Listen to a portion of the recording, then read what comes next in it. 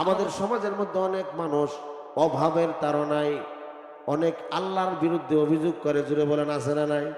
যে আল্লাহ আমার এই চোখে দেখে, অন্য কাউরে চোখে দেখে না, ঠিক মতন খানা পাইতে পারি না, মাসে একবার গরুর গোস্ত কিনতে পারি না, 80 টাকা কেজি আলু, জুড়ে বলেন ঠিক কিনা? টাকা নাই, পয়সা নাই, গরিব মানুষ, এরকম আছে কিনা? আবার অনেকে বলে আল্লাহ দুনিয়াতে লৌকা দায়া আখেরে কাদায়ও না, এবং তোমরা কেউ করিও না, এই দোয়াটাও জায়েজ নাই। দুনিয়াও চাই আখেরাতেও চাই, এটা শিখেছে আল্লাহ বলেন, কি বলেন ঠিক কিনা? যার আগমনে আধার গুছিয়ে মানবতার পূর্ব দিগন্তে নতুন সূর্যের উদয় হয়েছিল, যে নবী মানুষের মুক্তির জন্য, মানুষের কল্যাণের জন্য মানুষের হাতে তাইফের জমিনে রক্ত ঝরিয়েছিলেন, উহুদের যুদ্ধের ময়দানে দান দান মোবারক শহীদ করে দিয়েছিলেন, খন্দকের যুদ্ধে পেটে পাথর বেঁধেছিলেন, উম্মতের নাজাতের জন্য, মুক্তির জন্য শেষ রাত্রে যার কান্না ও আহাজারিতে আল্লাহ তাআলার আরশে আজিম ধুলত, সেই লক্ষাধিক নবী এবং পয়গম্বরদেরকে আল্লাহ তাআলা মানব জাতির হেদায়েতের উদ্দেশ্যে পৃথিবীতে পাঠিয়েছিলেন। এর মধ্যে সবচাইতে যিনি উম্মতের জন্য পাগলপাড়া, উম্মতের জন্য মাতুয়ারা, উম্মতের ব্যথায় ব্যথিত ছিলেন, তিনি হলেন আমার আপনার পয়গম্বর মুহাম্মদুর রাসূলুল্লাহ সাল্লাল্লাহু আলাইহি ওয়াসাল্লাম। আল্লাহ তাআলা আমাদেরকে অত্যন্ত মহব্বত করে ভালোবেসে শ্রেষ্ঠ নবী, মহানবী, বিশ্ব মানবতার মুক্তির দ্রুত, মেহনতি মানুষের বন্ধু, গরিবের বন্ধু মুহাম্মদুর রাসূলুল্লাহ সাল্লাল্লাহু আলাইহি ওয়াসাল্লামের উম্মত হিসেবে দুনিয়াতে পাঠিয়েছেন। এজন্য আভারও শ্রদ্ধা জড়িত কণ্ঠে, বিনয় অবনত চিত্তে সেই প্রভুর দরবারে অন্তরের অন্তঃস্থল থেকে হৃদয়ের আবেগ ও ভালোবাসাকে উজাড় করে সকলে আবারও পড়ে নিচ্ছি আলহামদুলিল্লাহ। ভাই, আশপাশে যে সমস্ত ভাইরা আছে একটু মেহেরবানি করে প্যান্ডেলের ভিতরে বসলে ভালো হয়, যেহেতু আলোচনা শুরু হয়ে গেছে। আল্লাহ তাআলা তৌফিক দান করুক, আমিন বলেন। আসলে কুটবাড়ি আদর্শ যুব সংঘ যুবকদের উদ্যোগে এত সুন্দর আয়োজন, আল্লাহ তাআলা এই আয়োজনকে কবুল করেন, এবং যে যুবকরা আয়োজন করেছেন এই যুবকদেরকে আল্লাহ তাআলা জামানার খালিদ বিন ওয়ালিদের উত্তরসূরি হিসেবে কবুল করেন, আমিন বলেন। সম্মানিত উপস্থিতি, আমি আপনাদের সম্মুখে পবিত্র কোরআনুল কারীমের 30 নম্বর পারা, ছোট্ট একটা সূরা, খুব ইম্পর্টেন্ট একটা সূরা, সকলেরই পরিচিত একটা সূরা। এই সূরাটার নাম হলো সূরাতুল ইখলাস। এই সূরাটা তেলাওয়াত করেছি, যেহেতু তাফসিরুল কোরআন মাহফিল, এই জন্য সূরাতুল ইখলাসের তাফসির আমি আপনাদের সম্মুখে উপস্থাপন করবো ইনশাআল্লাহ। হয়তো অল্প সময়, বেশি সময় যেহেতু পাবো না, তো গভীর মনোযোগ দিয়ে শুনি। যদিও শ্রোতা কম, কিন্তু মাহফিলের আওয়াজ তো অনেক দূরে যাচ্ছে, কি বলেন ঠিক কিনা? আপনাদের কষ্ট পাচ্ছেন নাকি? সামনে একটু আগে আসেন ভাইরা, আপনারা আসেন আসেন। সূরাতুল ইখলাস এটা একটা গুরুত্বপূর্ণ সূরা। সূরাতুল ইখলাস আমরা সকলে জানি, সকলের মুখস্থ আছে। সূরা ফাতিহার পরে আমরা বেশিরভাগ সূরাতুল ইখলাস দিয়েই নামাজ পড়ি, কি বলেন ঠিক কিনা? প্রত্যেক রাকাতে না হইলে কমপক্ষে প্রথম রাকাত, দ্বিতীয় রাকাতে আমরা বলি কুল হুয়াল্লাহু আহাদ আল্লাহুস সামাদ লাম ইয়ালিদ ওয়া লাম ইউলাদ ওয়া লাম ইয়াকুল লাহু কুফুয়ান আহাদ। এই সূরাটা নাজিল হয়েছে মক্কায়। এই সূরার আয়াত সংখ্যা হলো 4টা। এই সূরার মধ্যে একটা রুকু আছে, 4টা আয়াত আছে। আর এই সূরাটা নাজিল হয়েছে মক্কায়, আল্লাহর পয়গম্বরের হিজরতের পূর্বে এই সূরাটা নাজিল হয়েছে। তাফসীরে কাবীরের ভিতরে আল্লামা ইমাম ফখরুদ্দিন রাজি রহমতুল্লাহি আলাই এই সূরাতুল ইখলাসের 17টা নাম উল্লেখ করেছেন। আমরা তো একটা নাম জানি, সূরা ইখলাস, কি বলেন ঠিক কিনা? কিন্তু এই সূরাটার নাম 20টা নাম উল্লেখ করেছেন। এই সূরাটার এক নাম হলো সূরাতুল ইখলাস, আরেক নাম হলো সূরাতুত তাওবা, আরেক নাম হলো সূরাতুল ঈমান, আরেক নাম হলো সূরাতুত তাওহীদ। এটাকে তাওহীদের সূরা বলা হয়, এটাকে ঈমানের সূরা বলা হয়, এটাকে একাত্মবাদের সূরা বলা হয়। এই সূরাতে আল্লাহ পাকের পরিচয় আল্লাহ তাআলা তুলে ধরেছেন, সুবহানাল্লাহ বলেন। এই সূরার তরজমা এবং তাফসীর উপস্থাপন করার পূর্বে সূরাতুল ইখলাসের কয়েকটা ফজিলত শোনা দরকার, কি বলেন ঠিক কিনা? ফজিলত সংক্রান্ত হাদিস ইমাম ফখরুদ্দিন রাজি রহমতুল্লাহ আলাই ওনার জগৎ বিখ্যাত তাফসিরে কাবীরের ভিতরে তিনি এই সূরাতুল ইখলাসের 9টা ফজিলত বয়ান করেছেন। কয়টা? 9টা। এইদিকে তাকায় তাকায় কথা শুনতে হবে, ডানে বামে তাকানো যাবে না। যিনি মুতাকাল্লিম তার চেহারার দিকে তাকাইতে হবে, সওয়াব হবে ইনশাআল্লাহ। কারণ দ্বীনি আলোচনা, নসিহত যদি আমি আমলের নিয়তে শুনি, অপর ভাইকে পৌঁছানোর নিয়তে শুনি, দিলের কানে শুনি, তাহলে শোনার ধারাতে আল্লাহ তাআলা আমাকে দুনিয়া ও আখিরাতের কল্যাণ দান করবেন ইনশাআল্লাহ। আর আল্লাহ তাআলা তো বলছেন কোরআনে, আল্লাযীনা ইয়াসতামিউনাল কাওলা ফায়াত্তাবিউনা আহসানাহু উলাইকাল্লাযীনা হাদাহুমুল্লাহ ওয়া উলাইকা হুম উলুল আলবাব।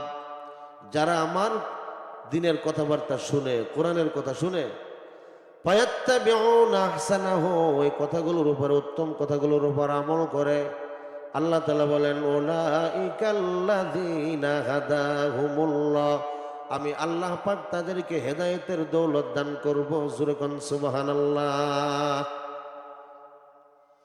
মুসলমান ভাইয়েরা আমার, পৃথিবীর মধ্যে যত কিতাব, যত গ্রন্থ আল্লাহ পাক নাজিল করেছেন, সর্বশ্রেষ্ঠ গ্রন্থ হলো আল কোরআন। বাবা আদম থেকে শুরু করে ঈসা নবী পর্যন্ত যত সহিফা আল্লাহ পাক পৃথিবীতে নাজিল করেছেন, যত সহিফার মধ্যে, কিতাবের মধ্যে যত ইলম আল্লাহ পাক দান করেছিলেন, সমষ্টি ইলম, সমস্ত ইলমকে আল্লাহ তাআলা পবিত্র কোরআনুল কারীমের মধ্যে ঢুকায় দিয়েছে। সুবহানাল্লাহ। এজন্য কোরআনের তাফসীর দেখানো হয়, ওই জায়গাটা আল্লাহর কাছে বড় দামি। কিয়ামতের কঠিন মুসিবতের দিন এই জায়গাগুলি আল্লাহ তাআলার আদালতে সাক্ষ্য দিবে। যে জায়গার মধ্যে কোরআনের তাফসীর হয়, এই জায়গাটা আল্লাহর কাছে সাক্ষী দিয়ে দিবে। সুবহানাল্লাহ।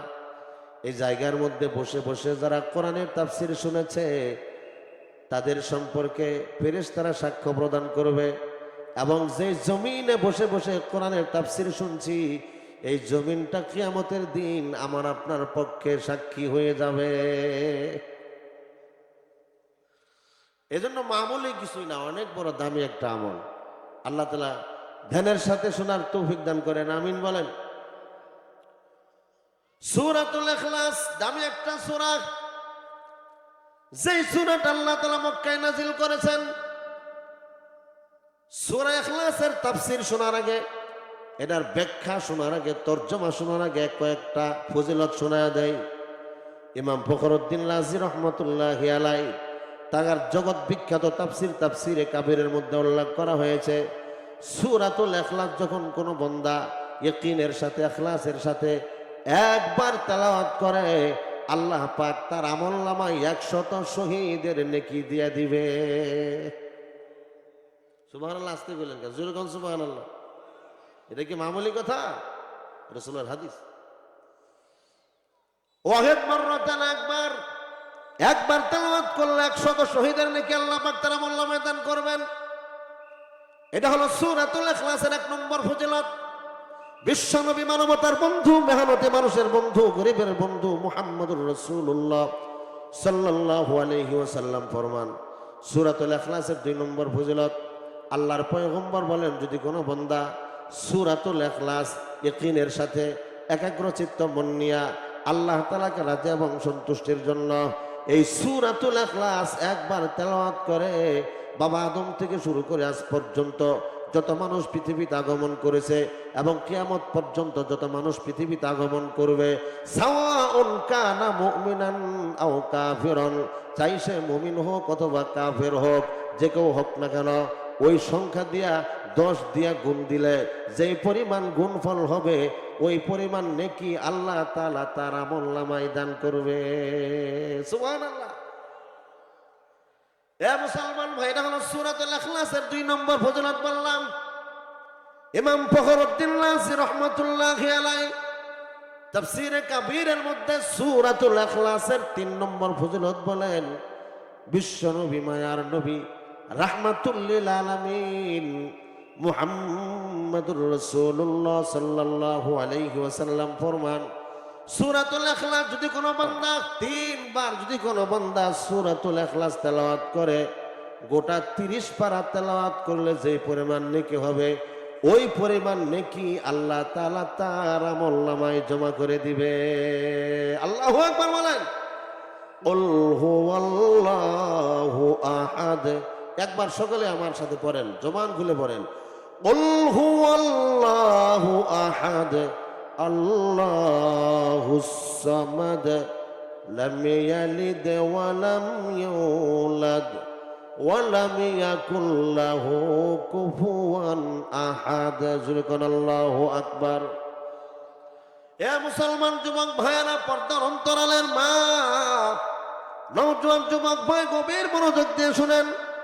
বিশ্বনবী মানবতার বন্ধু মুহাম্মদুর রাসূলুল্লাহ সাল্লাল্লাহু আলাইহি ওয়াসাল্লাম ফরমান, সূরাতুল ইখলাসের 4 নম্বর ফজিলত। হাদিস কানা হযরত আনাস ইবনে মালিক রাদিয়াল্লাহু তাআলা আনহু থেকে রওয়ায়াত। বিশ্বনবী মুহাম্মদুর রাসূলুল্লাহ মদিনার মসজিদের মধ্যে বসা, জিবরিল আমিন আমার পয়গম্বরের পিছনে দণ্ডায়মান, সামনে সাহাবাই কেরামরা বসা, সাহাবাই কেরামের মজমা, আল্লাহর পয়গম্বর সাহাবাই কেরামদের সামনে বয়ান করতে আছে। জিবরিল আমিন আমার পয়গম্বরের পিছনে দণ্ডায়মান দাঁড়ায় আছে। এমন সময় মদিনার মসজিদের বাবে জিবরিল দিয়া একজন মহা মানুষ, একজন সাহাবী মসজিদের ভিতরে প্রবেশ করলেন। ওই সাহাবীটার নাম হলো হযরতে আবু যর গিফারি রাদিয়াল্লাহু তাআলা আনহু। জিবরিল আমিন ডাক দিয়ে বললেন, ইয়া রাসূলুল্লাহ, ইয়া হাবিবাল্লাহ, ওই যে আপনার আবু যর গিফারি রাদিয়াল্লাহু তাআলা আনহু আসতেছে। আল্লাহর পয়গম্বর বললেন, ভাই জিবরাইল, আবু যর গিফারিকে আমি চিনি, সবাই তো তাকে চিনে। ও ভাই জিবরাইল, তুমি তো শুধু নবীদের কাছে ওহী নিয়ে আসো, ওনার নাম যে আবু যর, তুমি কেমন করে চিনো? জিবরিল আমিন ডাক দিয়ে বললেন, ইয়া রাসূলুল্লাহ, ইয়া হাবিবাল্লাহ, এই আবু যরকে শুধু আমি চিনি তা না, শুধু জমিনওয়ালারা আবু যর গিফারিকে চিনে না এরকম না। আসমানের যত বাসিন্দা আছে, যত ফেরেশতা আছে, সমস্ত ফেরেশতারা আবু যর গিফারিকে চিনে। সুবহানাল্লাহ বলে। সমস্ত ফেরেশতারা আবু যর গিফারিকে চিনে।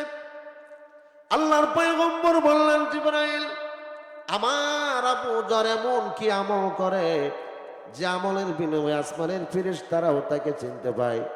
জিবরিল আমিন ডাক দিয়ে বললেন, ইয়া রাসূলুল্লাহ, ইয়া হাবিবাল্লাহ, আপনার সাহাবী আবু যর গিফারি রাদিয়াল্লাহু তাআলা আনহুর মধ্যে 2টি আমল আছে।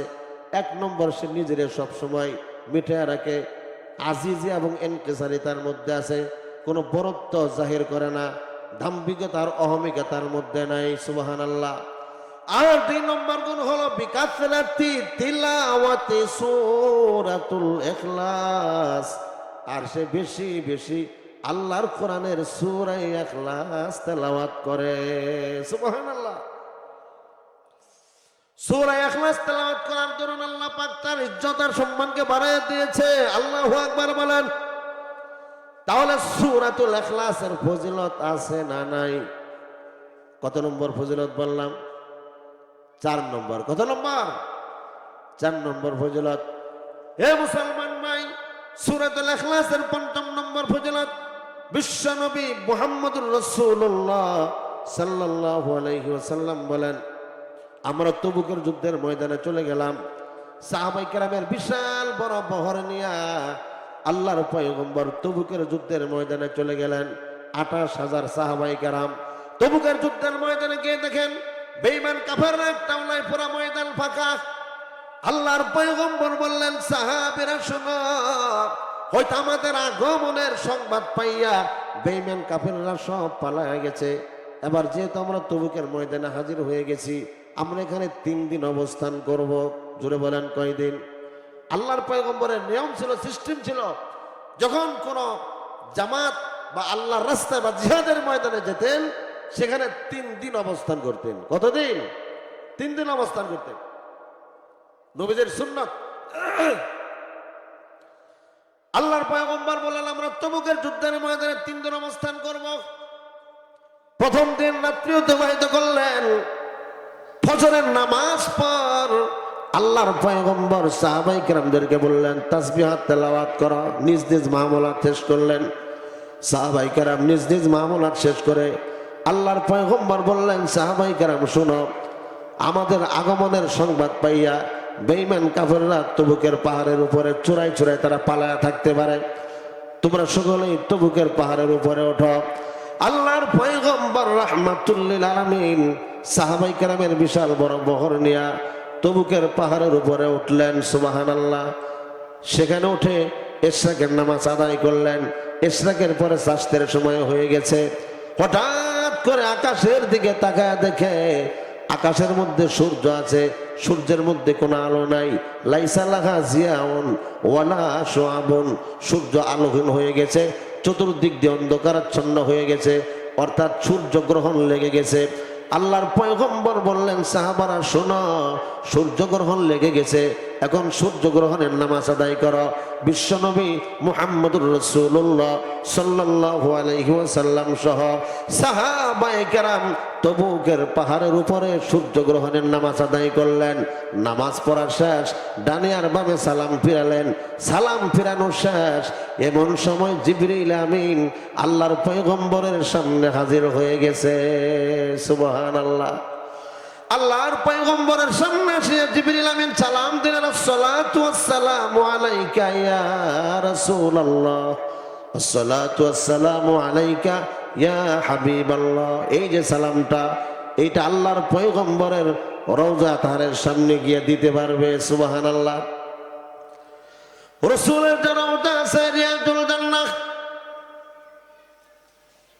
আল্লাহর পয়গম্বরের মিম্বার, ওই মিম্বারের মধ্যে একটা হাদিস লেখা আছে, মা বাইনা বাইতি ওয়া মিম্বারি রওজাতুম মির রিয়াজিল জান্নাহ। আমার মিম্বার আর আমার ঘর, অর্থাৎ আম্মা জান আয়েশার ঘর, এটার মাঝখানে যেই জায়গাটা, এই জায়গাটা হলো রিয়াজুল জান্নাত, বেহেশতের বাগান। সুবহানাল্লাহ। রিয়াজুল জান্নার মধ্যে গিয়ে নামাজ পড়লে নামাজ কবুল, দোয়া করলে দোয়া কবুল। আল্লাহু আকবার বলেন। আমি গত বছর মক্কায় উমরাতে গিয়েছিলাম, রিয়াজুল জান্নাতে বারবার প্রবেশ করেছি। একবার ঢোকার অনুমতি আছে, আর বেশিবার ঢোকা যায় না, কিন্তু পদ্ধতি করে কৌশল অবলম্বন করে কয়েকবার ঢুকেছি। আসলে ওইটা জান্নাতের বাগান, দুনিয়ার মধ্যে জান্নাতের বাগান হলো রিয়াজুল জান্নাত। সুবহানাল্লাহ। হে মুসলমান ভাইরা আমার, জিবরিল আমিন আল্লাহর পয়গম্বরের সামনে হাজির। 500 ফেরেশতার বহর নিয়ে আগমন করেছেন। আল্লাহর পয়গম্বর বললেন, জিবরিল যুদ্ধ তো হবে না, বেঈমান কাফেররা সব পালায়া গেছে, এখন তো আর কাফের নাই, কার সঙ্গে যুদ্ধ করব? জিবরিল আমিন ডাক দিয়ে বললেন, নবী গো, যুদ্ধ করার জন্য আসি নাই। কেন আসছেন? বলে আপনার একজন সাহাবী নাম হলো মুআবিয়া ইবনে মুআবিয়া, আমি তার জন্য দোয়া ও মাগফিরাত করতে এসেছি। জোরে কোন সুবহানাল্লাহ। আল্লাহর পয়গম্বর বললেন, ও জিবরাইল, আমার সাহাবী মুআবিয়া এমন কি আমল করে তার জন্য 500 ফেরেশতা সহ আপনি আসছেন দোয়া করার জন্য, মাগফিরাতের দোয়া করার জন্য, রহমতের দোয়া করার জন্য। তখন আল্লাহর পয়গম্বরের কাছে জিবরিল আমিন ডাক দিয়ে বললেন, নবী গো, আপনার সাহাবী মুআবিয়া ইবনে মুআবিয়া সে বেশি বেশি আল্লাহর কোরআনের সূরা ইখলাস তেলাওয়াত করে। জোরে কোন সুবহানাল্লাহ। বেশি বেশি সূরাতুল ইখলাস তেলাওয়াত করার কারণে আল্লাহ পাক তাকে মহব্বত করে, ভালোবাসে। জোরে কোন মারহাবা। কত নম্বর ফজিলত শুনাইলাম? 5 নম্বর। এবার 6 নম্বর ফজিলত শুনেন। সূরাতুল ইখলাসের 6 নম্বর ফজিলত, বিশ্বনবী মুহাম্মদুর রাসূলুল্লাহ সাল্লাল্লাহু আলাইহি ওয়াসাল্লাম ফরমান, আমি মদিনার মসজিদের মধ্যে দাঁড়ানো, এমন সময় একজন সাহাবী মদিনার মসজিদের বারান্দার মধ্যে দাঁড়ায় নামাজ পড়ে। সূরাতুল ফাতিহা শেষ, ফাতিহার পর সূরাতুল ইখলাস তেলাওয়াত করতেছে। কুল হুয়াল্লাহু আহাদ আল্লাহুস সামাদ লাম ইয়ালিদ ওয়া লাম ইউলাদ ওয়া লাম ইয়াকুল লাহু কুফুয়ান আহাদ। প্রথম রাকাতে সূরাতুল ফাতিহার পর সূরা ইখলাস তেলাওয়াত করলেন। এবার দ্বিতীয় রাকাত সূরাতুল ফাতিহা তেলাওয়াত করার পর দ্বিতীয় রাকাতেও তিনি সূরাতুল ইখলাস তেলাওয়াত করলেন। আল্লাহর পয়গম্বর দণ্ডায়মান, আল্লাহর পয়গম্বর দাঁড়ায় আছে। সাহাবী যখন সালাম ফিরালেন, আসসালামু আলাইকুম ওয়া রাহমাতুল্লাহ, আসসালামু আলাইকুম ওয়া রাহমাতুল্লাহ, ডানে আর বামে সালাম ফিরালেন। আল্লাহর পয়গম্বর ডাক দিয়ে বললেন, সাহাবী দাঁড়াও, তুমি কি সূরাতুল ইখলাস ছাড়া অন্য কোন সূরা জানো না? তোমার কি সূরা ফিল মুখস্থ নাই? তোমার কি সূরা কুরাইশ মুখস্থ নাই? অন্য সূরা কি তুমি জানো না? তুমি কেন প্রত্যেক রাকাতে এই সূরাতুল ইখলাস দিয়ে নামাজ পড়লা? ওই সাহাবী ডাক দিয়ে বললেন, ইয়া রাসূলুল্লাহ, ইয়া হাবিবাল্লাহ, হ্যাঁ হ্যাঁ হ্যাঁ, আমার অনেক সূরা মুখস্থ আছে, আমার গোটা কোরআন শরীফ মুখস্থ আছে, তাহলে তুমি বারবার কেন সূরাতুল ইখলাস দিয়ে নামাজ পড়লা? সাহাবী ডাক দিয়ে বললেন, নবী গো, ইন্নী উহিব্বুহা, ইন্নী উহিব্বুহা, আমি এই সূরাটাকে বড় মহব্বত করি, ভালোবাসি। জোরে কোন সুবহানাল্লাহ। আল্লাহর পয়গম্বর রাহমাতুল লিল আলামিন ডাক দিয়ে বললেন, সাহাবী শোনো, তুমি যদি এই সূরাটাকে মহব্বত করো, ভালোবাসো, ভালোবাসার কারণে আল্লাহ তাআলা তোমার জন্য জান্নাত ওয়াজিব করে দিয়েছে। আল্লাহু আকবার বলেন। কত নম্বর ফজিলত শোনাইলাম? 6 নম্বর। এবার শুনেন 7 নম্বর ফজিলত। বিশ্বনবী মুহাম্মদুর রাসূলুল্লাহ সাল্লাল্লাহু আলাইহি ওয়াসাল্লাম ফরমান, আমি মদিনার মসজিদের মধ্যে বসা এক সাহাবী মসজিদের কোনায় দোয়া করতেছে, দোয়া মোনাজাত করতেছে আর কি। মোনাজাতের মধ্যে বলতেছে, আল্লাহুম্মা ইয়া, আল্লাহুম্মা ইয়া সামাদ, আল্লাহুম্মা আসআলুকা ইয়া সামাদ, আল্লাহুম্মা আসআলুকা ইয়া আহাদ। এইভাবে সে সূরাতুল ইখলাস দিয়ে মোনাজাত বানাইছে। জোরে বলেন আল্লাহু আকবার। দোয়া মোনাজাত শেষ, আল্লাহর পয়গম্বর বললেন, সাহাবী কি ব্যাপার, তুমি সূরাতুল ইখলাস দিয়ে দোয়া করলা? এবার ওই সাহাবী ডাক দিয়ে বললেন, নবী গো, এই সূরাটাকে আমি বড় মহব্বত করি, বড় ভালোবাসি। সূরাতুল ইখলাস এটা আমার বড় পছন্দের সূরা, এজন্য সূরাতুল ইখলাস দিয়ে আমি মোনাজাত বানাইছি। আল্লাহু আকবার। আল্লাহর পয়গম্বর বললেন, সাহাবী, সত্যিকারে যদি তুমি সূরাতুল ইখলাসকে মহব্বত করো, ভালোবাসো, এই সূরাতুল ইখলাসকে মহব্বত করার কারণে আল্লাহ তাআলা তোমাকে আল্লাহর তৈরি জান্নাতের মেহমান বানাবে। সুবহানাল্লাহ। মুসলমান ভাইরা আমার, পর্দার অন্তরালের মা, একটু গভীর মনোযোগ দিয়ে শুনেন। সূরাতুল ইখলাসের 8 নম্বর ফজিলত। এই ফজিলতটা গুরুত্বপূর্ণ ফজিলত। ইমাম ফখরুদ্দিন রাজি রাহমাতুল্লাহি আলাইহি তাফসীরে কাবীরের মধ্যে উল্লেখ করা হয়েছে। 8 নম্বর ফজিলতটা গভীর মনোযোগ দিয়ে শুনেন। আমাদের সমাজের মধ্যে অনেক মানুষ অভাবের তাড়নায় অনেক আল্লাহর বিরুদ্ধে অভিযোগ করে। জুড়ে বলেন আছে না নাই? যে আল্লাহ আমার এই চোখে দেখে, অন্য কাউরে চোখে দেখে না, ঠিক মতন খানা পাইতে পারি না, মাসে একবার গরুর গোশত কিনতে পারি না, 80 টাকা কেজি আলু। জুড়ে বলেন ঠিক কিনা? টাকা নাই, পয়সা নাই, গরিব মানুষ, এরকম আছে কিনা? আবার অনেকে বলে, আল্লাহ দুনিয়াতে লৌকা দায়া আখেরে কাদায়ও না, এবং তোমরা কেউ করিও না। এই দোয়াটাও জায়েজ নাই। দুনিয়াও চাই, আখিরাতেও চাই, এটা শিখেছে আল্লাহ। বলেন কি বলেন ঠিক কিনা?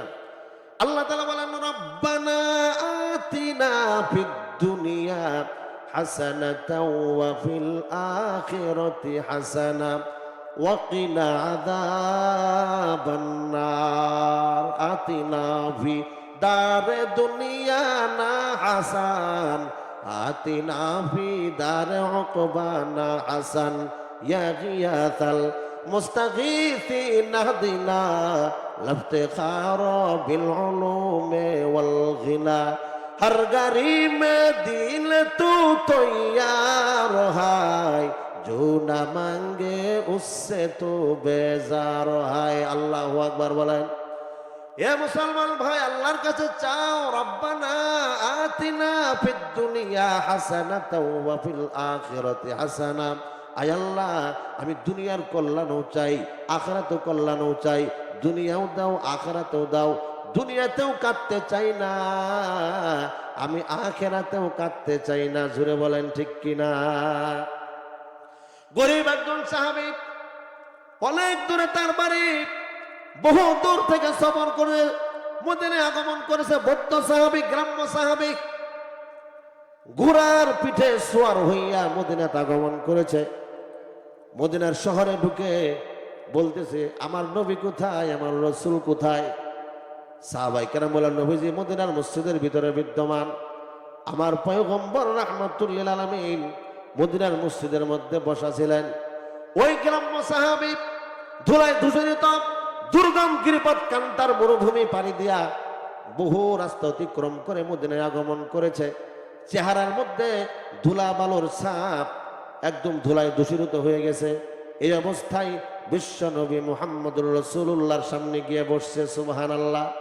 আল্লাহর পয়গম্বরকে সালাম দিয়েছে। আল্লাহর পয়গম্বর তাকে আদর করলেন, সোহাগ করলেন। আল্লাহর পয়গম্বর তাকে কাছে ডাকলেন। আল্লাহর পয়গম্বরের ব্যবহৃত চাদর দিয়া, ব্যবহৃত রুমাল দিয়া সাহাবীর মুখ থেকে ঘামগুলো মুইসা দিছে। যেরকম সুবহানাল্লাহ। আমার পয়গম্বর এমন এমন আখলাক ওয়ালা ছিলেন, পয়গম্বরের মতন আখলাক অন্য কোন মানুষের হয় না, যার আখলাকের বর্ণনা আল্লাহ তাআলা দিয়েছেন, ওয়া ইন্নাকা লাআলা খুলুকিন আযীম। আল্লাহু আকবার। হে রাসূল, আপনি মহান চরিত্রের অধিকারী। আমার পয়গম্বর ওই গ্রাম্য সাহাবী ঘাম মুছে দিছে, ধুলা বালুগুলো মুছে দিয়েছে। সাহাবীকে আদর করলেন, সোহাগ করলেন, ভালোবাসা দিলেন। আমার পয়গম্বরের পাশে বসতে দিয়েছে। এবার পয়গম্বর ডাক দিয়ে বললেন, বাবা তোমার বাড়ি কোথায়, কোত্থেকে আগমন করেছো, কেন আসছো বলো।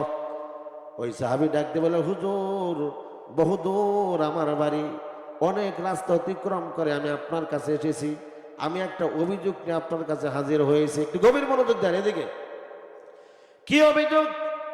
ওই সাহাবী ডাক দিয়ে বললেন, ইয়া রাসূলুল্লাহ, ইয়া হাবিবাল্লাহ, আমার স্ত্রী ছেলে সন্তান আছে, আমার সংসারে বড় অভাব, টাকা নাই পয়সা নাই, ঠিক মতন খানা খাইতে পারি না, ঋণগ্রস্ত হয়ে গেছি, ঋণগুলো পরিশোধ করার কোনো ব্যবস্থা আমার নাই।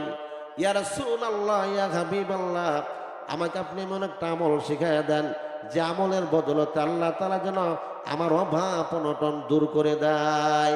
হে মুসলমান ভাই, আমাদের সমাজের মধ্যে এরকম অনেক মানুষ আছে, ঘরের মধ্যে অভাব আছে না নাই, জুড়ে বলেন। দিন আনে দিন খায়, অভাব অনটনের সংসার, ভালো ঠিক মতন খাইতে পারে না, ভালো পোশাক পরিধান করতে পারে না, এমন মানুষ আমাদের সমাজের রন্ধ্রে রন্ধ্রে আছে না নাই, জুড়ে বলেন। ওই সাহাবী অভাবী একজন সাহাবী, দরিদ্র একজন সাহাবী, অভাব মোচনের জন্য আল্লাহর পয়গম্বরের কাছে অভাবের অভিযোগ করলেন। আয় আল্লাহ, ইয়া রাসূলুল্লাহ, ইয়া হাবিবাল্লাহ, আপনি আমাকে একটা আমল শিখাইয়া দেন যে আমলের বদলতে আল্লাহ তাআলা আমাকে ধন সম্পত্তির মালিক বানায় দিবে, আমার ঋণগুলো আমি পরিশোধ করতে পারবো। সুবহানাল্লাহ। আল্লাহর পয়গম্বর বললেন, সাহাবী শোনো, আমি তোমাকে এমন একটা আমল বলে দিব যে আমলের কারণে আল্লাহ তাআলা তোমাকে ধনী বানায়া দিবে। সুবহানাল্লাহ। আল্লাহর পয়গম্বর বললেন, শোনো, যদি তুমি টাকাওয়ালা হও, ধনী হও, টাকার মালিক হইলে কি তুমি আল্লাহকে ভুলে যাইবা নাকি বলো? সাহাবী মুস্কি হেসে দিয়ে বলেন, না, টাকার মালিক হইলেই আমি আল্লাহকে ভুলবো না। যেরকম সুবহানাল্লাহ। আল্লাহর পয়গম্বর বললেন, শোনো, তাহলে একটা আমল আমি তোমাকে শিখিয়ে দেই। তুমি যখন সারাদিন মাঠে ঘাটে যখন কাজ করবা, সন্ধ্যার সময় যখন তুমি ঘরে ফিরবা, ঘরের মধ্যে ঢোকার আগে তুমি সালাম দিবা, আসসালামু আলাইকুম ওয়া রাহমাতুল্লাহ। ঘরে ঢোকার আগে সালাম দিবা, গেটের মধ্যে দাঁড়ায় সালাম দিবা। সালাম দিয়ে ঘরের মধ্যে প্রবেশ করবা না। সালাসাতু মাররাতিন সূরাতুল ইখলাস, তুমি 3 বার সূরা ইখলাস তেলাওয়াত করবা। কুল হুয়াল্লাহু আহাদ, আল্লাহুস সামাদ, লাম ইয়ালিদ ওয়া লাম ইউলাদ ওয়া লাম ইয়াকুল লাহু কুফুয়ান আহাদ। এই সূরাতুল ইখলাস 3 বার তেলাওয়াত করবা। 3 বার তেলাওয়াত করার পর তারপরে তুমি ঘরের মধ্যে ঢুকবা। যদি ঘরের মধ্যে বাড়িওয়ালা থাকে, মানুষ থাকে, তোমার স্ত্রী বা সন্তান না থাকে, তাহলে বলবা আসসালামু আলাইকুম ওয়া রাহমাতুল্লাহ। এবং ঘরের মধ্যে যদি কোনো মানুষ না থাকে, বিরান ঘর, খালি ঘর, তাহলে তুমি বলবা আসসালামু আলাইনা ওয়া আলা ইবাদিল্লাহিস সালিহিন। আল্লাহু আকবার বলেন। তারপরে সূরা ইখলাস 3 বার তেলাওয়াত করবা। সূরাতুল ইখলাস 3 বার তেলাওয়াত করার পরে ঘরের মধ্যে ঢুকবা। এইভাবে তুমি আমল করতে থাকো, দেখবা আল্লাহ তাআলা তোমার অভাব অনটন দূর করে দিবে। আল্লাহু আকবার। সাহাবী আমলটা পায় খুশিতে বাক বাক, সে ঘরে চলে গেছে, বাড়িতে গেছে। মহল্লাতে যাওয়ার পর আমল শুরু করে দিছে।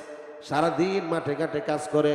এ মুসলমান ভাই, আমরাও যারা সারাদিন কাজ করি, চাকরি নকরি করি, ব্যবসা বাণিজ্য করি, সকালবেলা ঘর থেকে বের হয়ে যায়, সন্ধ্যার আগে যখন ঘরের মধ্যে প্রবেশ করব, গেটের মধ্যে দাঁড়াইয়া সালাম দিব, সালাম দিয়া 3 বার সূরাতুল ইখলাস তেলাওয়াত করব, তেলাওয়াত করে তারপরে ঘরের মধ্যে ঢুকবো। এই আমলটা চালু করে দেখেন, ওই সাহাবী এই আমলটা চালু করেছে। 3 মাস যাইতে না যাইতেই আল্লাহ তাআলা তার অভাব দূর করে দিয়েছে। সুবহানাল্লাহ। এখন মাঠ ভরা ফসল, গোলা ভরা ধান, অনেক সম্পদের মালিক হয়ে গেছে। ইয়াফিদুল মাল আলা জিরানিহি, মাল বৃদ্ধি হয়ে গেছে, অনেক সম্পদের মালিক হয়ে গেছে। 6 মাসের মাথায় সে যাকাতের উপযুক্ত যাকাত দেওয়া তার জন্য ওয়াজিব হয়ে গেছে। সুবহানাল্লাহ। মানে এত বরকত সে পাইছে। তাহলে সূরাতুল ইখলাসের ফজিলত আছে না নাই? কত নম্বর ফজিলত বললাম? 8 নম্বর ফজিলত। এবার 9 নম্বর ফজিলত ইমাম ফখরুদ্দিন রাজি রহমতুল্লাহি আলাইহি উনি নিজের থেকে বলছেন, এটা হাদিস না। উনি বহুত বড় একজন মুফাসসির ছিলেন, মুস্তাজাবুদ দাওয়া ছিলেন, বহুত বড় আলেম ছিলেন, বহুত বড় দার্শনিক ছিলেন। আল্লাহু আকবার বলেন। ইমাম ফখরুদ্দিন রাজি রহমতুল্লাহি আলাইহি বলেন, মানুষ যেই কথা জবান দিয়ে বেশি বেশি তেলাওয়াত করে, বারবার তাকরার করে, বারবার জবান দিয়ে তাকরার করার কারণে ওই কথাটা তার ঘুমের ঘরে স্বপ্নের মধ্যেও বের হয়। জুড়ে বলেন ঠিক কি ঠিক না? মুসলমান ভাইরা রে আমার, আমি গত বছর কক্সেস বাজার ইনানি বিচ প্রাইমারি স্কুলের মাঠে তাফসীর করতে গিয়েছিলাম।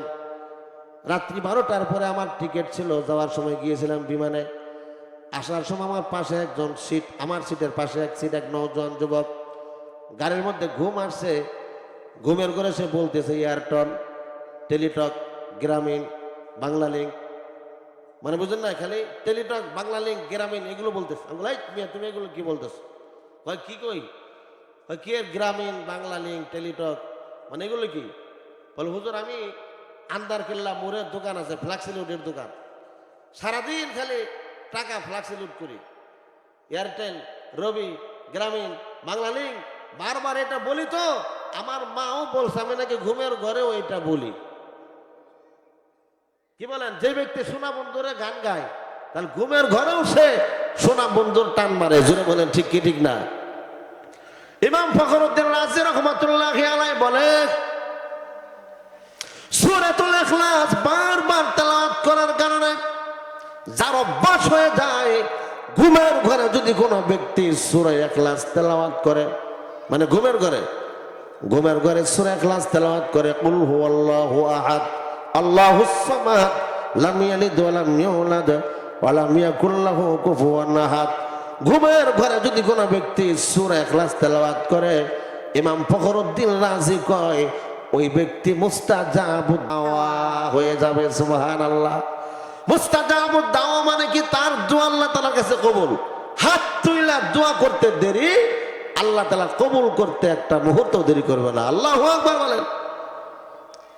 তাহলে কয়টা ফজিলত শুনলেন? 9টা ফজিলত। তাহলে সূরাতুল ইখলাস তেলাওয়াত করব তো আমরা, এটার উপর আমল করব ইনশাআল্লাহ। এ মুসলমান ভাই, এতক্ষণ পর্যন্ত সূরাতুল ইখলাসের 9টা ফজিলত শোনা দিলাম। এবার শুনেন সূরাতুল ইখলাসের শানে নুজুল, কেন সূরাটা নাজিল হয়েছে। প্রত্যেকটা সূরা নাজিল হওয়ার পিছনে একটা প্রেক্ষাপট আছে। কি বলেন ঠিক কিনা? শানে নুজুল। এই সূরাটা কেন নাজিল হলো, শানে নুজুল কি? গভীর মনোযোগ। ইমাম ফখরুদ্দিন রাজি রাহমাতুল্লাহি আলাইহি 2টা শানে নুজুল উল্লেখ করেছে। খানায়ে কাবা বাইতুল্লাহ, বাইতুল্লাহর পাশেই বিশ্বনবী মুহাম্মদুর রাসূলুল্লাহর বাড়ি। হয়তো 500 গজ হবে। কত গজ? মিস্টার আবু জাহেলের বাড়ি ছিল যেখানে, এখন সৌদি গভর্নমেন্ট এটাকে পায়খানা বানাইছে, তার পাশেই পশ্চিম পাশে আমার আপনার পয়গম্বর রাহমাতুল লিল আলামিনের বাড়ি। সুবহানাল্লাহ। আমার পয়গম্বর ছিলেন নবী, শ্রেষ্ঠ নবী এবং রাসূল। বর্তমান আমাদের সমাজের মধ্যে অনেক আল্লাহওয়ালা মানুষ আছে, দিনদার তবকার মানুষ আছে, মেহনত হয়, দিনের বেলা মেহনত হয়, রাতের বেলা কিন্তু মেহনত হয় না। জোরে বলেন ঠিক কিনা? রাতের মেহনত আর দিনের মেহনত যখন সমান হবে, এই জাতির সঙ্গে যুদ্ধ করে কোনো শক্তি পারবে না। সাহাবায়ে কেরামের রাতের আমল সুন্দর ছিল, দিনের আমল সুন্দর ছিল। সারাদিন জিহাদের ময়দানে যুদ্ধ করতেন এবং রাতের বেলা মাওলার সকাশে দাঁড়ায় যেতেন। জায়নামাজের দাঁড়ায় দাঁড়ায় লম্বা রুকু সেজদা তাহাজ্জুদের ইহতিমাম করতেন।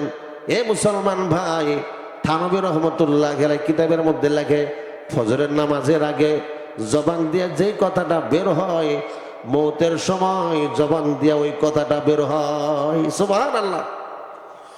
ফজরের নামাজের আগে যদি কেউ মাওলার জিকির করে, লা ইলাহা ইল্লাল্লাহ, লা ইলাহা ইল্লাল্লাহ, যদি কেউ জিকির করে, মৃত্যুর সময় তার জবান দিয়ে আল্লাহর কালেমা বের হবে, জিকির বের হবে। সুবহানাল্লাহ। এই জন্য বুজুর্গরা ফজরের নামাজের আগে 12 তসবির জিকির দেয়। বেশি বেশি জিকির করো, তেলাওয়াত করো, তাসবিহাত আদায় করো, আল্লাহু আকবার বলেন। কারণ শেষ রাত্রে সারাদিন যখন তুমি দোকানদারি করো, ব্যবসা বাণিজ্য করো, সন্ধ্যা হওয়ার পরে দুনিয়ার মার্কেট বন্ধ, দুনিয়ার অফিস বন্ধ, রাত্র যখন হয়ে যায় মাওলার অফিস খোলা, মাওলার সব দপ্তর খোলা। সুবহানাল্লাহ বলেন। আল্লাহ তাআলা খুইলা রাখে, বন্দারে চাও, আমি আল্লাহ তাআলা তোমার চাওয়া পূর্ণাঙ্গ করে দেব। সুবহানাল্লাহ। রাত্র গভীর রজনীতে 2 রাকাত 4 রাকাত তাহাজ্জুদ নামাজ পড়ে, দরুদ শরীফ পড়িয়া ইস্তেগফার পড়ে মাওলার দরবারে 2টা হাত তুলে ধরা, মালিক আমি গুনাহগার, তুমি গফফার, আমার মতো জালেম পৃথিবীতে আর কেউ নাই, আয় আল্লাহ তুমি আমার জিন্দেগীর গুনাহ মাফ করে দাও। বিশ্ব নবী বলেছেন, কুল্লু বানি আদম খাত্তাউন ওয়া খায়রুল খাত্তাইনা আত-তাওয়াবুন, প্রত্যেকটা আদম সন্তানই গুনাহগার। জোরে বলেন ঠিক কিনা? বিশ্বনবী পরে আরেকটা হাদিস বলেছেন, আত-তাইবু মিনায-যামবি কামান লা যামবা লাহু, যে ব্যক্তি গুনাহ করে তওবা করলো, ওই ব্যক্তি যেন কোনো গুনাহ করলো না। এজন্য গুনাহ করে তওবা করতে হবে। আর তওবার উত্তম সময় হলো শেষ রাত, অতীব গভীর হয়ে রজনী যখন, নীরবে প্রভুর নাম জপিও তখন, হৃদয় থাকি বেজার নম্রতা সদা, রহমত আসিবে সে তাই প্রভুর ওয়াদা, গুরুর বড়াই থাকলে দিলে রহমত আসে না, নিজেকে নিজে ছোট মনে করিও সদা। উঁচু জমিন থেকে পানি নিচু জমিনে যায়, তেমনি খুদার রহমত আসে নম্রতার হৃদয়, ভোগ বিলাসের বাড়ি গাড়ি পরে রবে সব, থাকতে সময় স্মরণ করো আল্লাহ আমার রব। রবকে? আল্লাহ। আমার পয়গম্বর রাহমাতুল লিল আলামিন মক্কাতুল মুকাররমায় তিনি দিনের দাওয়াত দেন, ইয়া আইয়ুহান নাস কুলু লা ইলাহা ইল্লাল্লাহু তুফলিহুন। হে অশান্ত বিশ্বের মানুষেরা, তোমরা এই কালেমা পড়ো, তোমরা কামিয়াব হইবা, সফল হইবা। সুবহানাল্লাহ। আমার পয়গম্বর মক্কার বেঈমান কাফের আবু জাহেল, আবু লাহাব, উতবা, সাইবা, রবিয়া, নজর বিন হারিস, তাদেরকে কালেমার দাওয়াত দেন। আল্লাহ তাআলার পরিচয় বলে সারাদিন দাওয়াতের মেহনত করে। রাতের 1/3 যখন পার হয়ে যায়, আমার পয়গম্বর ঘর থেকে বেরিয়ে আল্লাহর কুদরতি পায়ে সেজদা দেওয়ার জন্য খানায় কাবার চত্বরে চলে যায়। সুবহানাল্লাহ। একদিনের ঘটনা, আল্লাহর পয়গম্বর ঘর থেকে বেরিয়ে খানায় কাবায় যাবেন, বেঈমান কাফেরদের এক সর্দার তুফাইল ইবনে আমর, বহুত বড় সন্ত্রাস ছিল, মাস্তান ছিল, মদ্যপান করত, শরাব পান করত। রাতের বেলা শরাব পান করে বাইতুল্লাহর চত্বরে আড্ডা মারতেছিল। এমন সময় বিশ্ব নবী, মানবতার বন্ধু রাহমাতুল লিল আলামিন ঘর থেকে তিনি খানায় কাবার উদ্দেশ্যে আসতেছে। আল্লাহর কুদরতি কদমে সেজদা দেওয়ার জন্য, বন্দেগী করার জন্য, ইবাদত করার জন্য। সুবহানাল্লাহ। তুফাইল ইবনে আমর আল্লাহর পয়গম্বরের সামনে দাঁড়ায় গেছে, ডাক দিয়ে বলে, হে আব্দুল্লাহর সন্তান মুহাম্মদ, কই যাও? আল্লাহর পয়গম্বর বললেন, আমি খানায় কাবায় যাব। কেন যাইবা? আমি আমার মালিকের ইবাদত বন্দেগী করার জন্য যাই। তো ভাই ইবনে আমর ডাক দিয়ে বললেন, ও মুহাম্মদ, তুমি যে মাওলার বন্দেগী করবা, ওই আল্লাহর পরিচয় দাও। আল্লাহর পিতার নাম কি? আল্লাহর মায়ের নাম কি? বলো। আল্লাহর পয়গম্বর তো আল্লাহ তাআলার অনুমতি ছাড়া কিছুই বলতে পারেন না। ইন্নাহু ইল্লা ওয়াহয়ু ইউহা আল্লামাহু শাদীদুল কুওয়া। আল্লাহু আকবার। ওহী ছাড়া কোনো কথা তিনি বলতে পারেন না। আমার আল্লাহর পয়গম্বর চুপচাপ। এটা হলো একটা শানে নজল। আরেকটা শানে নজল হলো মক্কার কাফের মুশরিকেরা গভীর রাত্রিবেলায় আল্লাহর পয়গম্বরের রাস্তাকে প্রতিরোধ করেছে, অপমান করেছে। ডাক দিয়ে বলে, মুহাম্মদ কই যাও? আল্লাহর পয়গম্বর বললেন, আমি খানায় কাবাতে যাব, বাইতুল্লাহর চত্বরে যাব। কেন? আমি আল্লাহ তাআলার গোলামি করতে যাই, আল্লাহর কুদরতি কদমে সিজদা দিতে যাই। বেঈমান কাফেররা ডাক দিয়ে বলে, আব্দুল্লাহর সন্তান মুহাম্মদ, তুমি যে আল্লাহর ইবাদত বন্দেগী করবা, ওই আল্লাহ তাআলা কিসের তৈরি? আল্লাহ তাআলা কি লোহার তৈরি, না মাটির তৈরি, না স্বর্ণের তৈরি, না তামার তৈরি? জোরে কর নাউজুবিল্লাহ। এইভাবে তারা আমার পয়গম্বরকে উল্টা পাল্টা প্রশ্ন করতেছে, এবং রাতের বেলা মদ্যপান করিয়া নিশাগ্রস্ত অবস্থায় আমার পয়গম্বরকে তারা বিভিন্ন সময় অকটাক্ষ করত, অপমান করত, লাঞ্ছনা করত। আমাদের সমাজের মধ্যে দেখবেন অনেক বেঈমান লম্পট আছে, দাড়িওয়ালা টুপিওয়ালা দেখলে তাদের চুলকানি শুরু হয়ে যায়। জোরে বলেন ঠিক কিনা? বিগত স্বৈরাচার সরকার অনেক ওলামা ইকরামদেরকে জেলখানার মধ্যে ঢুকাইছে, বিনা কারণে, বিনা দোষে জেলখানার মধ্যে ঢুকিয়েছিল। জোরে বলেন ঠিক কিনা? আমার বিরুদ্ধে কোনো মামলা নাই, কিচ্ছু নাই, বিনা কারণে আমাকে গ্রেফতার করেছিল। তাও 25 জন ডিবি গোয়েন্দা পুলিশ আসছে Dhaka head of the river head office থেকে, আইসা আমার মাদ্রাসা কালিয়াকুর বাইপাস ঘেরাও দিস। বলে, আপনি কি হেফাজত ইসলাম করেন? আমার হেফাজত ইসলাম, এটা তো ভালো, সমস্যা কি? কয়, মামুনুল হক সাহেবের সাথে আপনার সম্পর্ক আছে, অতএব আমরা আপনাকে গ্রেফতার করলাম। আমি বললাম, হ্যাঁ, আমাকে গ্রেফতার করবেন, আমার তো কোনো মামলা নাই, ওয়ারেন্ট নাই। আমার আব্বা আমার পাশে দাঁড়ানো ছিল, আব্বার সামনে আমার হাতে হাত করার দিয়ে থানায় নিয়ে গেছে। আল্লাহর মেহেরবানি, আল্লাহ তাআলার হিকমত, আমাকে রাখতে পারে না, একদিন লেগে পরে ছেড়ে দিতে হয়েছে। শুধু এরকম অসংখ্য নিরীহ ওলামা ইকরামদেরকে মাসের পর মাস, বছরের পর বছর জালেম সরকার আয়না ঘরের মধ্যে রেখেছিল। জোরে বলেন ঠিক কিনা? আর তারা বলতে খেলা হবে, খেলা হবে বলতো, স্লোগান দিত, আসো খেলা হবে। এখন তো খেলা হবে, আমরা মাঠে আছি, তোমরা কই গেলা, আসো খেলবো। জোরে বলেন ঠিক কিনা? পিঠের চামড়া থাকবে বের হইলে। আল্লাহ তাআলা করছে, কে করছে এটা? অহংকারীকে আল্লাহ তাআলা পছন্দ করে না, কোন জালেমকে আল্লাহ তাআলা চিরস্থায়ী ক্ষমতা দেন না, কারণ আল্লাহ পাক একজন আছেন। জোরে বলেন ঠিক কিনা? তো মক্কার তুফাইল ইবনে আমর, তারা ছিল ওদের ওই কাফের বেঈমান, নবীজিকে অনেক কষ্ট দিয়েছে। বলে, আল্লাহর পরিচয় বলো, আল্লাহর বাপের নাম কি, মায়ের নাম কি, তিনি কিসের তৈরি, আল্লাহ তাআলা কি স্বর্ণের তৈরি, না মাটির তৈরি, না রূপার তৈরি, বিভিন্ন রকমের প্রশ্ন করত। বিশ্বনবী মুহাম্মদুর রাসূলুল্লাহ সাল্লাল্লাহু আলাইহি ওয়াসাল্লাম চুপচাপ, কোনো কথা বলে না। চোখ থেকে টপ টপ করে পানির ফোঁটাগুলো বন্যার মতো জমিনে পড়ে। খানায় কাবা বাইতুল্লাহর চত্বরে চলে গেলেন। বাইতুল্লাহ যাওয়ার পর আল্লাহর পয়গম্বর নামাজ আদায় করলেন।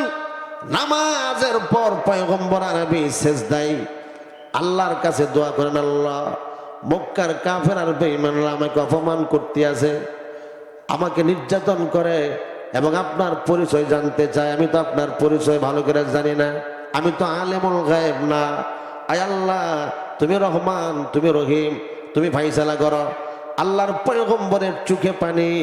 আল্লাহ তাআলার বন্ধু মাহবুব হলে মুহাম্মদুর রাসূলুল্লাহ সাল্লাল্লাহু আলাইহি ওয়াসাল্লাম। আল্লাহ রাব্বুল আলামিন ডাক দিয়ে বললেন, জিবরাইল, যাও যাও যাও, মক্কার বেঈমান কাফেররা তুফাইল ইবনে আমর সহ তারা আমার বন্ধু মুহাম্মদুর রাসূলুল্লাহর কাছে আমি আল্লাহর পরিচয় জানতে চাই, আমার বাবার নাম, মায়ের নাম জানতে চাই, আমি কিসের তৈরি তারা জানতে চাই। আমার পরিপূর্ণ পরিচয় দিয়া তাদের দাঁত ভাঙ্গা জবাব দিয়ে আসো। কমপ্লিট একটা সূরা সূরাতুল ইখলাস আল্লাহ তাআলা পাঠায় দিলেন। জুরে কোন সুবহানাল্লাহ। জিবরিল আমিন সূরাতুল ইখলাস নিয়ে খানায় কাবা বাইতুল্লাহ চত্বরে দাঁড়ানো। আল্লাহর পয়গম্বর সিজদার মধ্যে আল্লাহুম্মা ইয়া উম্মতি বলে কান্না করে। আল্লাহর পয়গম্বর সিজদা থেকে মাথা উঠায়, পিছনে দেখে জিবরিল আমিন দণ্ডায়মান।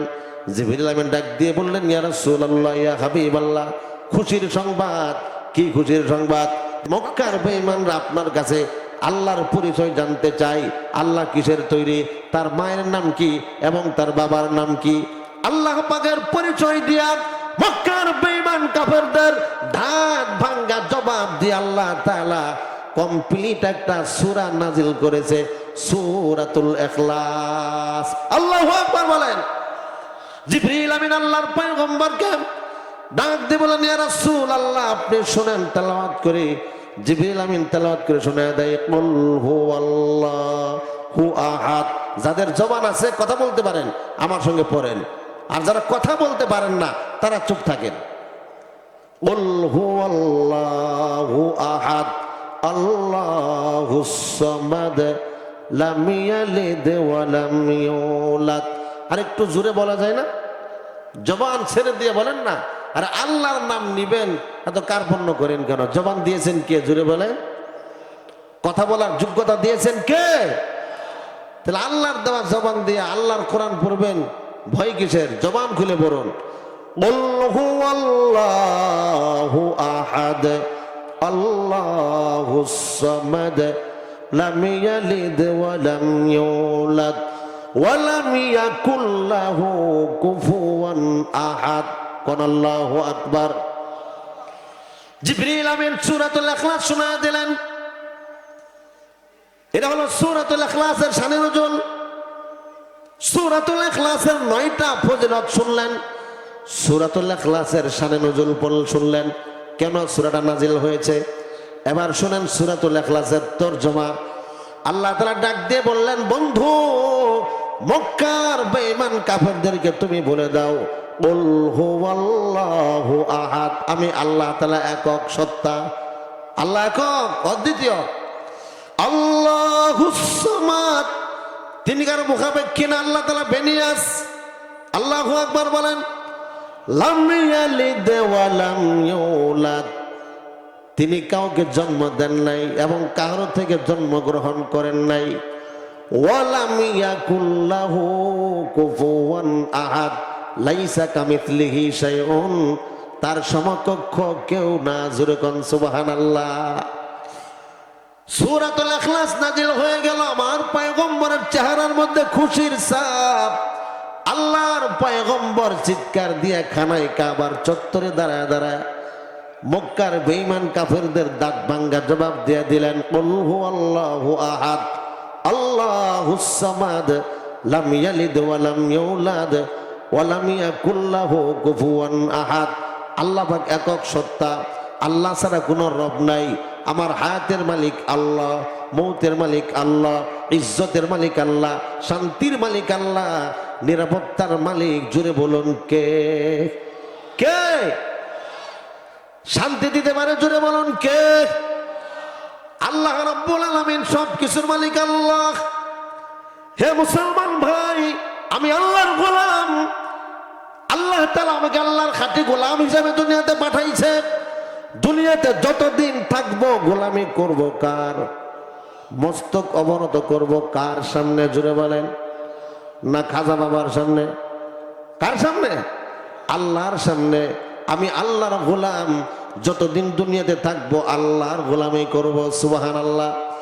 আল্লাহ রাব্বুল আলামিন বলেন, বান্দা, আমি আল্লাহর দিকে মানুষকে আহ্বান করে ডাকো। ওয়ামান আহসানু কাওলাম মিম্মান দাআ ইলাল্লাহি ওয়া আমিলা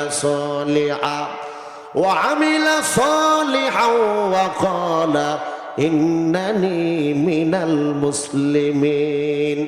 ওই ব্যক্তির সাথে ভালো কথা কার হইতে পারে যে মানুষকে আল্লাহর দিকে আহ্বান করে ডাকে? দাআ ইলাল্লাহ, মানুষকে আল্লাহর দিকে আহ্বান করে আল্লাহর দিকে ডাকে। ও আমিলা সলিহা, নেক আমল করে, ভালো কাজ করে, ওয়াকালা ইন্নানি মিনাল মুসলিমিন, এবং বলে আমি একজন সাধারণ মুসলমান।